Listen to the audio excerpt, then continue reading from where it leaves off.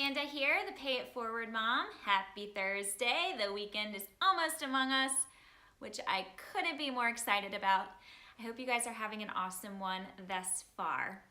Wanted to talk to you guys today about something that keeps popping up this week, and it's always in my mind, but I feel like there's been quite a few posts about it on social media and different situations going on with me, with friends, and it needs to be addressed.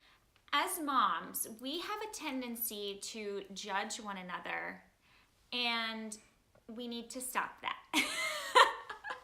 This week is kind of like the list of things to stop that we need to get better at. And that's great because we constantly need to be bettering ourselves. Let me tell you guys a story. My son, who's now 9, was our first child. I was young, pretty much a newlywed, and I was crazy. I was reading every book. When my husband talks about that time, he's like, you know, as soon as the baby would go to sleep, I'd go and get on my computer and look up Baby Center and make sure he had done everything, you know, a 9-day-old should be doing. And then if not, you know, if he didn't make eye contact for 13.5 seconds, 5 times an hour, then I was in a panic and I was just sure something was wrong. And I feel like there's an element of that we all do it, and it's scary. It's scary because you've never felt a love like that, and you just are so terrified that something is going to happen to this little person, that you do things that, you know, may not be very sane in retrospect. But at the same time, I think it's natural. Plus your hormones are crazy town as well. So that doesn't really help. But I wanted everything to be a certain way. I was kind of laid back in the sense that, you know, if I didn't have a birth plan, I knew that you could make a birth plan all day long and something can change last minute. And the best thing to do, and this is all my opinion, is what's best for the baby. So of course I wanted things to go a certain way, and they ended up going very well and in my favor, in our favor. In the delivery room, it was very textbook easy. Fast forward a month, of course I wanted to breastfeed because that is best, we all know. And as a new mom, you want to do everything perfectly.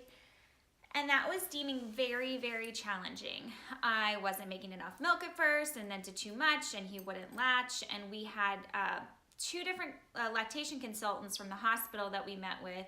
We had one private lady that came out to our house, and it was not going well, to say the least. And then I started developing mastitis. So I feel like 50% of nursing moms have mastitis at some point or another. So usually not a big deal at all. I got on a round of antibiotics. It kept getting worse and worse. And my doctor at the time, I was in a 1-doctor practice, which I changed for baby number 2 and 3. I loved her, but she was out of town when this is happening. So it was really tough. The person who was covering her wrote another prescription for an antibiotic, a stronger one. It was not working at all. And when they finally saw me, there's definitely an element of people not taking you seriously when you're a first-time mom. I knew that something was very wrong and this was not normal mastitis, but they're like, oh dear, calm down. This happens all the time and you need a massage. And I knew it wasn't. Round 2 of antibiotics was not working. I go into the office finally and they look and she's like, oh my goodness, you need to go to a breast surgeon immediately. So there's a guy who has been in this area for about 40 years. I'm pretty sure he's still practicing. I don't want to say his name just in case. But he is the one who I got in with that afternoon. They tried to, what happened, the masses and mastitis had abscessed, and they were, I mean, massive, like blocks in my breast. So it's really cute, right? So they tried to drain them in the office unsuccessfully, and I had to have an emergency surgery. The next morning, my son turned a month old that day, and it was just so much in such a short period of time that went the wrong way, how I did not want it to go, and I could not stop crying over it, and it was awful. But obviously they're like, no more, you have got to stop trying, your body needs to stop producing milk, because this surgery, I mean, what was going to happen in 12 hours, but it was done. It was done. And the doctors, they're like, there are so many great formulas, it's fine, like he's not going to have 3 eyes. But to me, the world was ending right then and there. He was never going to get into college. He was never going to be able to fulfill his dreams because I had a nursing nightmare. It turns out that none of that was accurate, and he is perfectly fine, quite brilliant. Maybe a little biased, but so I am terrified, and I'm going in for surgery the next morning, and I am laying in the pre-op room. They had already made my husband leave, so I'm alone and just so scared. And the nurse who was prepping me was asking if we had any other children and kind of making small talk. And it turns out she was a mother of 4. And she said, so are you going to continue nursing after this surgery? And I kind of was confused because every medical professional had said, stop immediately. And I said, no, I was told to stop. This has gotten to the point where it's really dangerous. And she said, well, mother's milk is best. And I just started bawling because obviously I knew that, and it just made me feel so terrible, like kick me while I'm down, so to speak. And I'll never forget that woman. I don't know her name. I would be able to pick her out of a lineup now for sure, because she broke my heart, and she wasn't going through what I was going through. She hadn't walked a day in my shoes, and she wasn't told by very intelligent doctors to stop. He actually said he'd never, in all the years he'd been practicing, he'd never seen anything like it in a nursing mother. It was really, really bad. But even if it wasn't that bad, it was bad to me, and it was just so inappropriate for her to say that. So fast forward a little bit, obviously I ended up fine. It was kind of a nightmare. For the month after the surgery, we had in-home health care come in my home every day to, help the healing process. It was not fun. My husband thought I was crazy when I tried to nurse our second child, but second and third child, smooth sailing, not a problem at all. It was so bizarre, but I'm so thankful. It was a blessing. But fast forward a little bit into parenting, and I started going to, there was this local coffee shop, it's in Carytown, called Cartwheels and Coffee. And you can go, it's for children 6 and under, and there's a little baby area, and you can sit and have your coffee and chat with other moms.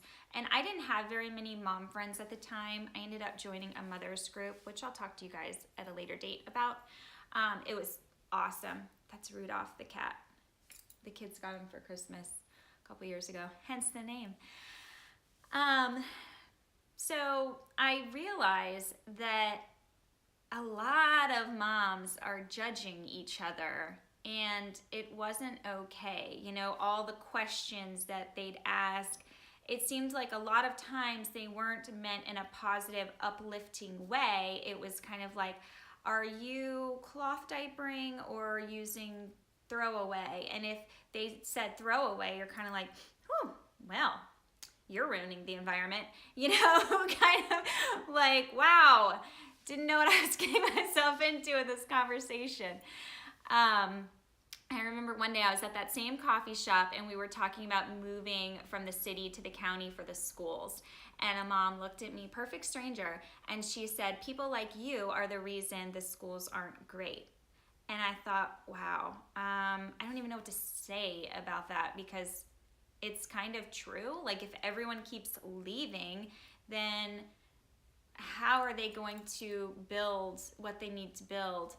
But at the same time, I've got to do what's best for my family, I can't just experiment with him. So I just feel like we've got to stop judging each other. And it goes on. You know, my kids are older now, and it's not as bad as it is in the younger days. I feel like we have mom experiences, and it makes us realize like we can't do that.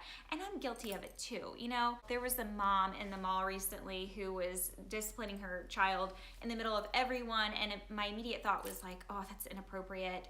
She shouldn't be doing that. And then I started thinking, you know what? I don't know what that kid did. You just don't know, and it wasn't fair for me to judge her. We need to be lifting each other up and building each other up and supportive of one another, and not thinking about what we would do differently or how she's doing it wrong. Different is not wrong. Different may be not what works for you in your home, but it doesn't mean it's wrong. And we just need to support each other, because everyone does better when you have support. And we're all trying the best we can with what we know and what we have.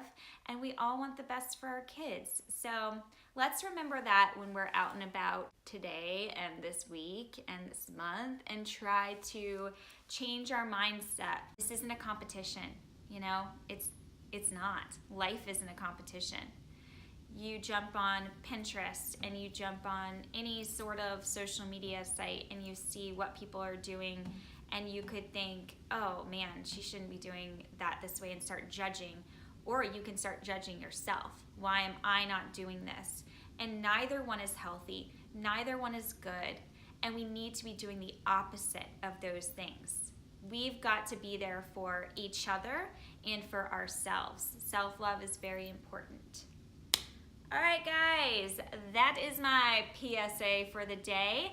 I wanted to share with y'all, I've had this YouTube channel for about 2 weeks, and I got asked to do my first public speaking engagement next month. I'm so excited.